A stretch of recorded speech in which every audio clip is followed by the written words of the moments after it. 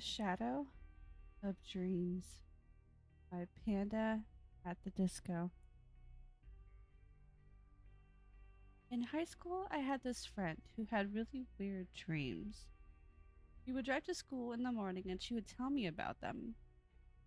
They all had the same premise, and they all started a little ways into our junior year. In the dream, she would wake up in a long dungeon like corridor. It was dim, with only the light of torches to see through the dusty air. The passageway led on for what seemed like forever.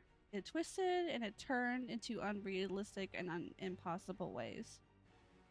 You could be going in a straight line and end up where you were before, but when you turn yourself around, you'd be in a different place. She would walk along through the maze, fully aware that she was dreaming. It was like some surreal vision. Once in a while, there would be a small wooden door in the wall. Inside, it was always the same thing. A small circular room with a spiral staircase right in the middle. The staircase would go up for what seemed like forever, but if she looked hard enough, she could see shapes up above. These were dreams. Some were hers, some were not. She tried many times to climb the stairs, but she never got that far. It was impossible, somehow. She could be climbing for hours, but when she looks down, she's still on the first step. She often felt uneasy in the dreams, like she was not supposed to be there, or that she was breaking some law she had never even heard of. It all just felt so wrong. Every night it was the same dream, alone, winding through a dungeon maze. For months, she was trapped while she slept. She became tired and irritable during the day and even refused to sleep some nights. In the mornings, we would drive to school and she would tell me about the dreams and what she did. She usually explored down in the places that she had never been, but she started making maps and drawings of what it looked like. At night, she would memorize the turns and twists, and during the day, she would be writing and adding more to the maps. She hung them up on the wall of her room, making one big network of corridors. Every time I went to her house, it was bigger. It was a little scary how quickly this had become her life. Her parents were worried for her, but they didn't know about her dreams. I knew, and I was very worried. One night while dreaming, she went in a direction she hadn't before and noticed more torches than usual this way. She followed as the hallway got wider and wider until it opened up to a massive white marble staircase leading down into a pitch black darkness. She excitedly ran up to it, but as she got closer, her heart began to beat involuntarily. There was something wrong. She wasn't supposed to be here. She looked down into the blackness of the hole and she felt scared. The darkness wasn't just a lack of light. It felt more physical than that. And if it was a thing living at the bottom of the staircase. Frightened, she woke up in sweat, leaving the stairway behind. She told me the news that morning, and I had never seen her so excited. Months of the same dream over and over again. Finally, something new. She said she was going to go down it, but it made me nervous. Her parents still didn't know about the dreams. Although they asked me what was going on, saw her drawings in her room, and I wasn't surprised. I just told them she was working on something, but that didn't make them feel any better. That night, she managed to find the descending staircase again. The white marble glowed in the light of the torches and made her stomach turn. Slowly, she traveled down step by step. It got darker and darker as she went. Occasionally, she would look back up to where the torches would be seen. The fading light was comforting. She stepped down into the darkness and it became colder with every step. Soon, she couldn't see anything around her, not even herself. Her heart raced as she looked back up the hallway, but all she saw was black. The light was gone from her view, and her heart pounded away in her throat as she tried not to panic. She kept going, as slow as she could, feeling her feet down the staircase. Slowly, she descended, down and seemingly an endless staircase. Was it? She felt a slight breeze glide past her, just barely noticeable. Unnerved, she stopped. A draft? Trying to push the thought out of her mind, she descended once more, but as she went on, she kept feeling different gusts of wind across her skin. Goosebumps crawled up her arm as she got the feeling that someone was staring at her. Suddenly, the staircase ended, and there was a flat floor in front of her. She breathed heavily and slowly reached her arm out, blindingly feeling the air for anything.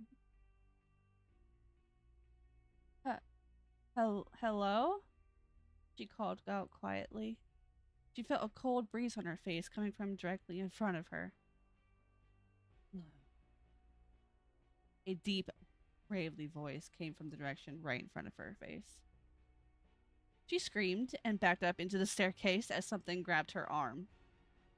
She pulled up and up the staircase, but the thing just hung on. She shook her arm wildly, and her heart hurt in her chest from pounding so hard. She scrambled up the stairs, dragging the heavy thing behind her until she could see the light again. Still struggling, she turned to see her attacker in the light, but came face to face with the shadow. It held firmly onto her with a bony hand as she wrangled around. She shouted and she screamed, frailing to get it off. She woke up screaming as both of her parents held on to her. Finally, daylight had come. Sweaty and exhausted, she breathed deeply to calm down. Her parents were baffled. They started asking if she was okay, but she brushed them off. She didn't say a word to them. She just took a shower and left for school. With a shaky voice, she told me everything that happened, and I was just as scared as she was. She couldn't stop crying as she told me, and I didn't know what to say. What can you say to that? Sadly, and with some effort, she rolled up the sleeves of her shirt and revealed a series of long, claw-like scratches down her forearm. I gasped. They were still fresh. What was going on? At that moment, I always thought this stuff was just a dream. I was wrong. I asked her what she meant when she said a shadow had grabbed her, but all she could say was that it was pitch black, like a solid shape, as if it had no light that could touch it. I thought a lot about that. She never said that it tried to pull her into the darkness, only that it held on to her. I don't think it was trying to pull her down. I think it wanted to pull it up into the corridor, into our world. I don't know.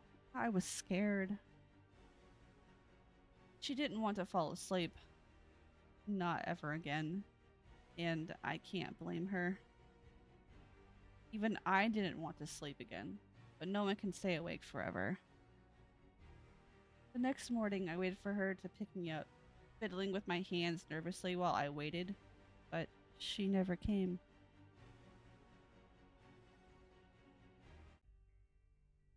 They said it was a heart attack. Her parents were woken up to her screaming again. They ran to her, tried to wake her, but couldn't. She huffed and coughed, and her body spasming as she grabbed at her chest. Then she fell silent. She died in her sleep without ever waking up. I don't know what happened, and I don't know if I want to know. Most of the school showed up for her funeral. Lots of family, too. I gave a short speech about her, but that was about it. I was the only person that knew, and it hurt so bad. A few weeks later, I was out late running errands. I looked out the car window as I passed the cemetery where she was buried. My heart hurt as I thought of what happened. Pulling over, I grabbed the flashlight from my glove compartment and headed out onto the night.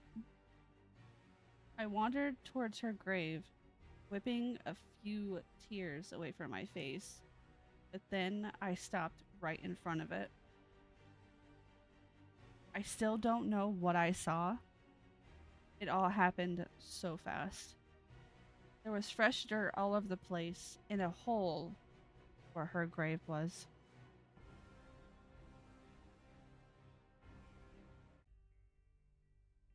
It was so horrible and I felt so uneasy, but then it got so much worse.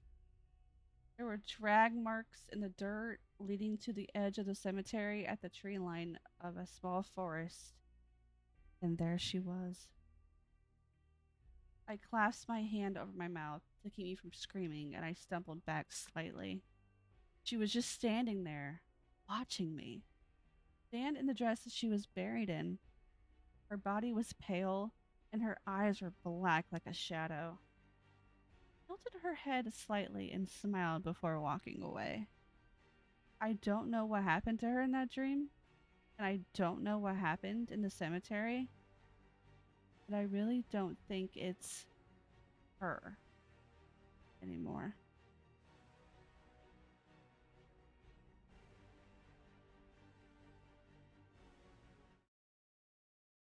Now, this reading was very, very difficult for me to read. Um, Dealing with night terrors is something that I've always had a problem, an issue with. And the fact that this just hit home, it was just a little difficult. But I hope you guys enjoy listening to it because it was still really, really good. So, as usual, if you have any comments, suggestions, or just want to tell me how good the story was, please feel free to post them in the comments below. Until then, thank you for listening and see you next time.